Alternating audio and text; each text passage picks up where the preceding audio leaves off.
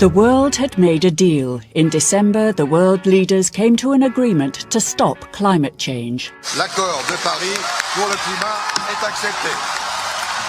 World leaders congratulated each other because lengthy negotiations had finally resulted in the decision to prevent a catastrophic warming of the Earth.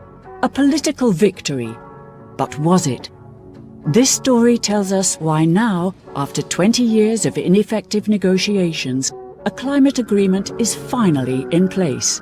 It's a story of numbers, of economic predictions and scientific theories about how our political leaders have been guided by one thing only. This is a story of money. Imagine this is in the Gulf. You're generating solar power more cheaply than you could generate from gas. 我觉得要感谢我们超过100万的太阳能光伏产业工人。 The single thing that will shift people off high carbon energy and into lower carbon energy is going to be the price. Prices above competitive markets, there needs to be subsidies. When that situation is broken and free market decides to go for solar, it will break like a dam is broken. It changes everything.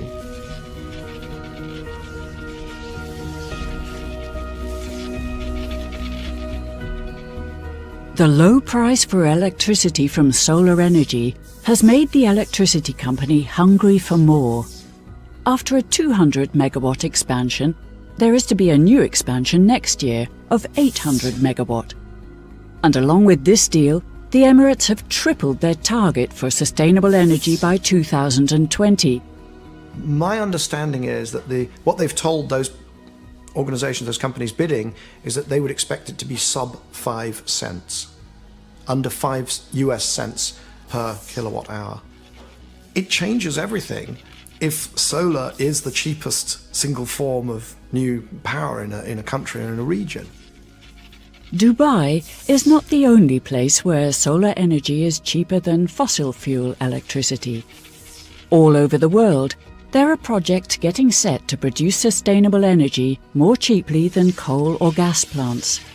Australia, Chile, the state of California, Italy and Jordan have all reached the tipping point for the production of sustainable energy.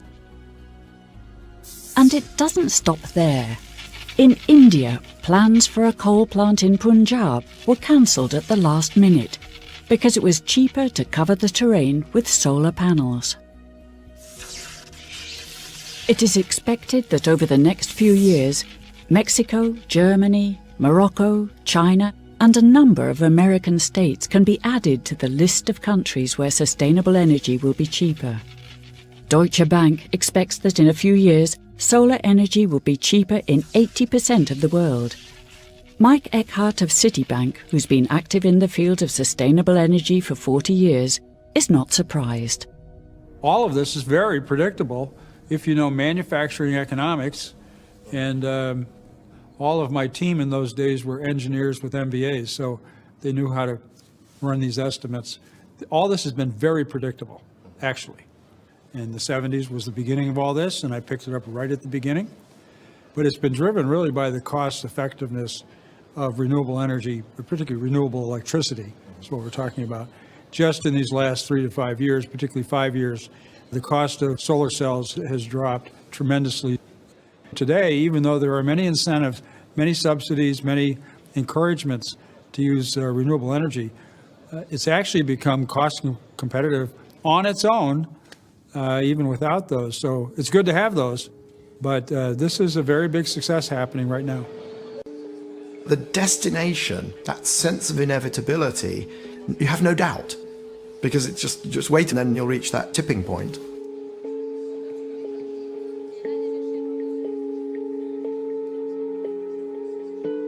Renewable energy is subject to manufacturing economics, where all products go down in cost the more you make, versus the competition, fossil fuels, are resource-oriented, not manufacturing, and the cost of resources goes up the more you use.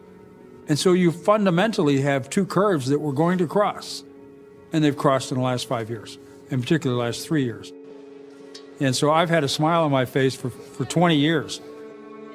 and I knew this was going to be a big winner. If you really got into the numbers, and this, I said, this is unstoppable.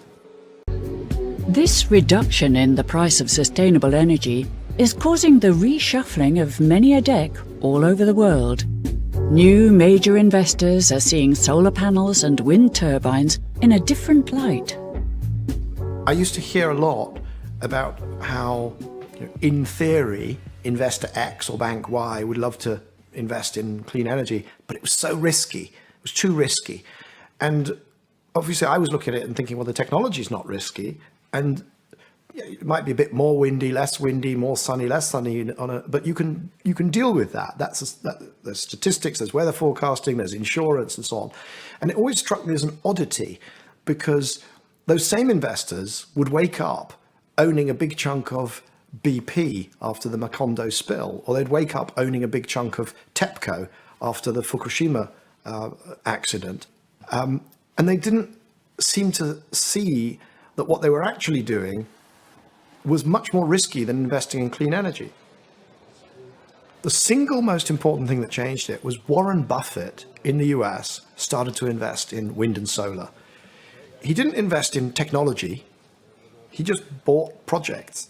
And that opened a lot of mainstream investors' eyes, because they said, hang on a second, this isn't just a bunch of tree huggers saying we should invest in this and accept lower returns because it's the right thing to do for the world.